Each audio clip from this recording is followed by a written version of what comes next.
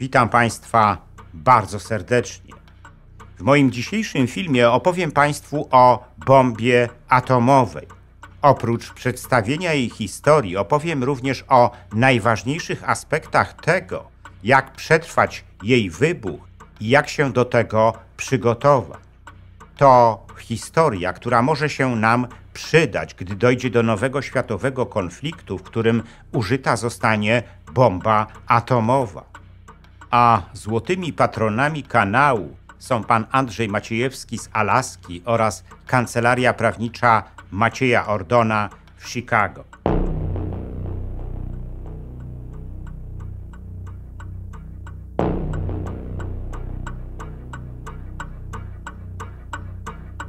W czasie konferencji prasowej, jaka miała miejsce 13 marca bieżącego roku, prezydent Władimir Putin oświadczył, że Rosja jest w pełni gotowa do wojny nuklearnej. Kilkanaście dni wcześniej mieszkańców Moskwy obudziła kolumna samochodowa wiążąca przez miasto międzykontynentalne rakiety JARS, zdolne do przenoszenia broni atomowej. W sieciach społecznościowych mieszkańcy rosyjskiej stolicy pisali: niebawem się zacznie. Takich propagandowych zagrywek od chwili napaści na Ukrainę było ze strony Kremla wiele. Straszenie użyciem broni atomowej to dzisiaj stały element działań Rosji. Na razie nic nie wskazuje na to, że Rosja rzeczywiście użyje broni atomowej, nie tylko na Ukrainie, ale wobec kogokolwiek. Ale 100% gwarancji, że tak zawsze będzie w przyszłości, nie mamy. Warto więc uświadomić sobie, jakie istnieje zagrożenie w przypadku użycia broni atomowej i przyswoić sobie niezbędne informacje o skutkach jej użycia i tym, jak się przed nimi bronić, aby zachować życie. Zacznijmy jednak od historii samej broni atomowej. O tym, jak ona powstała, opowiadałem Państwu w filmie Od triumfu do tragedii, eksponując w nim osobę jej twórcy, Roberta Oppenheimera i jego dylematy z nią związane. Przypomnijmy jednak najważniejsze okresy w rozwoju bomby atomowej. Otóż zaczęto o niej myśleć na poważnie na początku XX wieku, gdy nowozelandzki naukowiec Ernest Rutherford rozpoczął pracę nad strukturą atomu. Ale dopiero po I wojnie światowej prace te nabrały większego rozmachu. W latach 20. w Związku Sowieckim powstało 5 instytutów naukowych pracujących nad budową atomu i rozszczepianiem pierwiastków promieniotwórczych. W 1938 roku dwaj niemieccy naukowcy, Otto Hahn i Fritz Strassmann, dokonali rozszczepienia jądra atomowego. Gdy zaczęła się II wojna światowa, Niemcy rozpoczęli pracę nad skonstruowaniem reaktora jądrowego w oparciu o tak zwaną ciężką wodę. Ale działania dywersyjne Brytyjczyków spowolniły te prace. 11 lutego 1943 roku sowiecki dyktator Józef Stalin wydał dekret o powołaniu komitetu, który miał nadzorować pracę nad skonstruowaniem bomby atomowej. Na jego czele stanął fizyk Igor Kurczatow.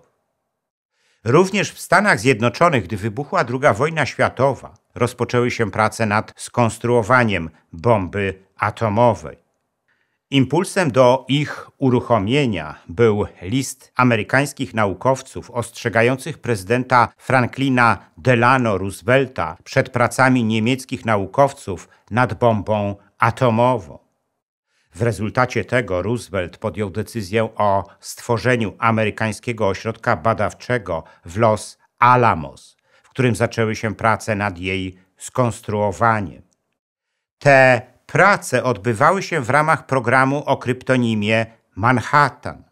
O tym, jak to przebiegało, opowiadałem już Państwu w przywołanym przeze mnie filmie Od triumfu do tragedii. W każdym razie Amerykanie, w przeciwieństwie do niemieckich naukowców, jako moderator do prac nad pierwiastkami promieniotwórczymi, zastosowali grafit, a nie jak Niemcy ciężką wodę, ponieważ ten okazał się łatwiej osiągalny. Rezultatem programu Manhattan było skonstruowanie bomb atomowych i przeprowadzenie 16 lipca 1945 roku próbnej eksplozji na pustyni Alamogordo w stanie Nowy Meksyk.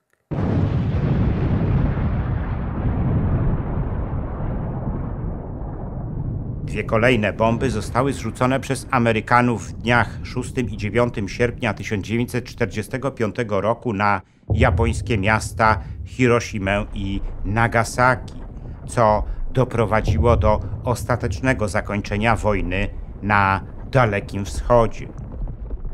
4 lata później swoją pierwszą bombę atomową skonstruował Związek Sowiecki.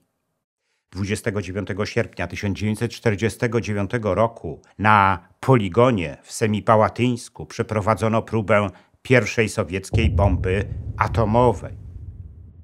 3 października 1952 roku do grona atomowych mocarstw dołączyła również Wielka Brytania, przeprowadzając na wyspie Montebello u wybrzeży Australii swoją pierwszą próbę z bombą atomową. Ale po zakończeniu II wojny światowej Amerykanie rozpoczęli pracę nad nowym typem bomby atomowej, jaką miała być bomba wodorowa. Miała ona znacznie większą energię niż typowa bomba atomowa. Jej próbę przeprowadzono w nocy z 31 października na 1 listopada 1952 roku na Wyspach Marshalla. Kilka miesięcy później, 12 sierpnia 1953 roku, próbę z bombą wodorową przeprowadzili również Sowieci. W latach 60. do grona atomowych mocarstw dołączyła także Francja, która 13 lutego 1960 roku przeprowadziła udaną próbę na francuskiej części Sahary. 4 lata później, 16 października 1964 roku, taką samą próbę przeprowadziły również Chiny na pustyni Gobi. W każdym razie te wszystkie próby atomowe spowodowały znaczny wzrost pierwiastków radioaktywnych w atmosferze. W konsekwencji tego 5 sierpnia 1963 roku doszło do podpisania układu o zakazie prób z bronią jądrową w atmosferze, przestrzeni kosmicznej i pod powierzchnią wody. Ten układ podpisało ponad 100 państw. 4 lata później podpisano układ o zakazie umieszczania broni atomowej w kosmosie. 24 września 1996 roku podpisano układ o całkowitym zakazie prób z bronią atomową. Tyle tylko, że nie wszystkie kraje ten układ podpisały, co umożliwiło im pracę nad własną bronią atomową. W rezultacie tego do grona atomowych państw dołączyły także Indie, Pakistan, Izrael i Republika Południowej Afryki. 12 lutego 2013 roku udaną próbę z własną bombą atomową przeprowadziła również Korea Północna. Tak czy inaczej, w arsenałach zbrojeniowych jest dzisiaj wiele tysięcy głowic atomowych, które, gdy dojdzie do konfliktu zbrojnego, mogą zostać użyte.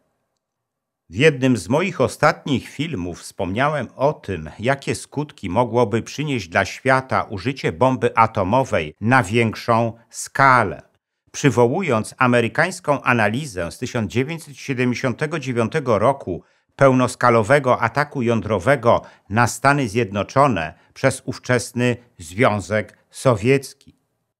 Otóż, jako szacowali wówczas Amerykanie, zginęłoby wtedy od 82 do 180 milionów mieszkańców Stanów Zjednoczonych. Z kolei w przypadku amerykańskiego odwetu jądrowego Uśmierconych zostałoby od 54 do 108 milionów mieszkańców Związku Sowieckiego. Do tego doszłyby jeszcze masowe skażenia ziemi, w wyniku których zginęłyby kolejne setki milionów ludzi na całym świecie. Ponieważ dzisiaj mówi się powszechnie o wybuchu nowego światowego konfliktu, istnieje znowu prawdopodobieństwo użycia bomby atomowej. O tym, jak się przygotować do takiego scenariusza, mówi Daniel Szelong w książce Jak przetrwać wojnę atomową. Poradnik metod przetrwania w obszarze skażenia promieniotwórczego. Według autora wybuch jądrowy zawsze powoduje uwolnienie olbrzymich ilości energii. Największą jej część, bo aż 50%, niesie za sobą fala uderzeniowa. 35% tej energii to promieniowanie świetlne. 10% to skażenie promieniotwórcze. A tylko 5% uwolnionej w wyniku wybuchu jądrowego energii stanowi tzw. promieniowanie przenikliwe, jonizujące powietrze. Organizm człowieka przebywającego na obszarze objętym wybuchem jądrowym poddany zostaje więc fali uderzeniowej, promieniowaniu cieplnemu, promieniowaniu przenikliwemu oraz promieniotwórczemu skażeniu terenu. Wszystkie one mogą doprowadzić do śmierci, trwałego uszkodzenia ciała bądź długotrwałej choroby popromiennej, wywołanej promieniowaniem jonizującym. Jej symptomy mogą być różne w zależności od ilości przyjętego przez dany organizm promieniowania. To promieniowanie może również uszkodzić DNA i prowadzić do różnego typu mutacji genetycznych. Aby przeciwdziałać skutkom wybuchu bomby atomowej, najważniejsze są odpowiednio do tego przygotowane schrony przeciwatomowe. Muszą one skutecznie chronić przebywające w nich osoby przed niekorzystnymi czynnikami zewnętrznymi. Aby tak było, muszą one zostać odpowiednio zbudowane, muszą zostać wyposażone w system oczyszczania powietrza, który zapewni przebywającym w nich ludziom odpowiednie warunki sanitarno-higieniczne. Te schrony muszą też posiadać odpowiednio zabezpieczone zapasy żywności, apteczki z najpotrzebniejszymi lekami i środkami medycznymi, odzież ochronną, maski przeciwgazowe i urządzenia służące do pomiaru promieniowania. Wielu z Was zapyta, czy w takich schronach powinny znaleźć się również urządzenia elektroniczne, z których dzisiaj na co dzień korzystamy. Otóż nie wiemy, czy smartfony, laptopy bądź inne tego typu urządzenia zdołają przetrwać wybuch atomowy i powstający w jego wyniku impuls elektromagnetyczny. To zależało będzie od tego, w jakiej odległości od epicentrum wybuchu atomowego znajdą się te schrony. Przyjmując jednak, że tego typu urządzenia taki wybuch atomowy będą mogły przetrwać, wymagały będą one zasilania, a pamiętać trzeba o tym, że gdy wybuchnie nowy światowy konflikt i dojdzie do użycia broni atomowej, posypie się wszystko. Nastąpi całkowity chaos. Jest więc pewne, że przestaną działać dostarczające prąd elektrownie, a niedziałające elektrownie to brak internetu, telefonii komórkowej, radia i telewizji i oczywiście brak wody. Z tych wszystkich powodów warto więc już dzisiaj przeczytać poradnik Daniela Szelonga Jak przetrwać wojnę atomową, bo ta wiedza może zwiększyć nasze szanse przeżycia wojny atomowej.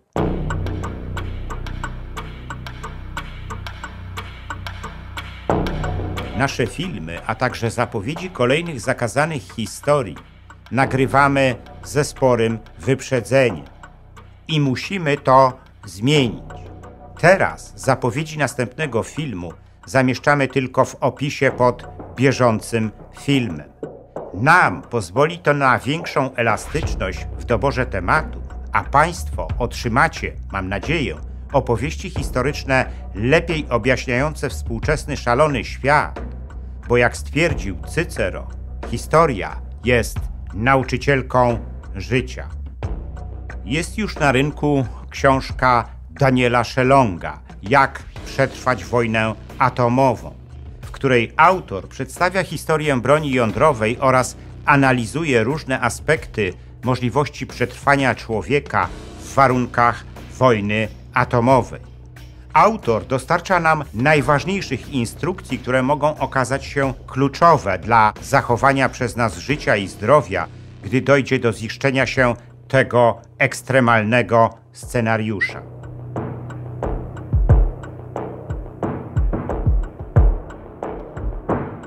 Dziękuję za liczne komentarze moich filmów i wpłaty. W sposób szczególny chciałbym podziękować złotym patronom, którymi są pan Andrzej Maciejewski z Alaski oraz kancelaria prawnicza Macieja Ordona w Chicago, a także srebrnym patronom, wśród których są panowie Dariusz Kwoka, Michał Rychwalski, Dariusz Wietrzykowski, Arkadiusz Strykowski, Wojciech Trojan, Andrzej Brzezina oraz Kongres Polonii Kanadyjskiej z okręgu Toronto i Stowarzyszenie Nasza Polonia z Australii. Zachęcam wszystkich do wspierania mojego kanału, co pozwoli na jego dalszy rozwój. Teraz można to zrobić nie tylko przez Patronite. Szczególnie dla patronów zagranicznych przydatne są możliwości bezpośredniego wsparcia na YouTubie w formie jednorazowej wpłaty klikając podziękuj, a także cyklicznych wpłat klikając wesprzyj na dole ekranu. Wpłat można też dokonywać przez PayPal oraz bezpośrednio na moje konto bankowe, którego numer widzicie teraz na ekranie. Więcej informacji na temat wspierania kanału na różne sposoby znajdziecie w opisie pod filmem.